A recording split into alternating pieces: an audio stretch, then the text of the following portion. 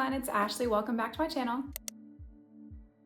This week, I am so excited to share the answers to the most asked questions I received about how to hand embroider a swaddle blanket. So if you have questions, refer to my previous videos. We've already talked about hoop tension, about how to thread our needle. Today we're talking about a question that I got from Nina on Pinterest, and that is how I get my chain stitches so consistent. Some tips you can try to kind of practice this before you dive into a swaddle blanket. As cliche as this sounds, my answer is always practice. Just because mine look good does not mean that I have not spent hours and hours and hours and hours trying over and over and over again how I'm perfecting them.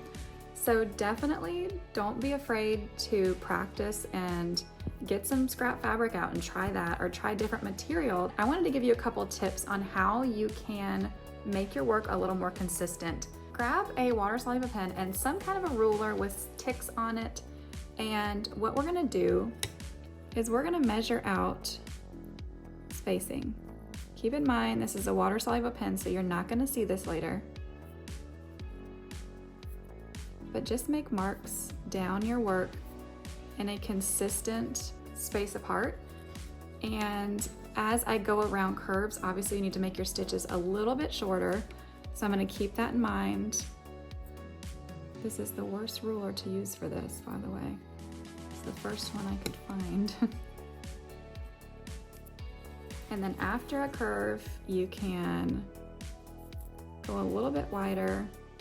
And stitch length is definitely a personal preference. So if you like bigger stitches, go for it. If you want them short and tight, that is perfectly great too. So I went ahead and marked out all of my jump points for my entire L. So let me show you what that looks like. So from here, I have a point to know where to bring my needle back up. And doing this over and over again kind of gives your body the muscle memory on how to do this without pre-measuring. So try this and see if it helps you. Another thing to remember is to always make sure that your loop is completely round. It's not getting tangled. And by that, I mean there's no twist like this, or it's not twisted twice over. We want to make sure that our loop is over our needle so that we can pull through and it lays nice and flat. Don't be afraid to play with your stitches a little bit. If you think that they're not looking quite right, use the back of your needle and kind of play with it until it looks right, and then pull a little bit tighter if you need to. You definitely don't want to leave them too loose. As you work through your practice, if you think these stitches are too big, just kind of dial it down.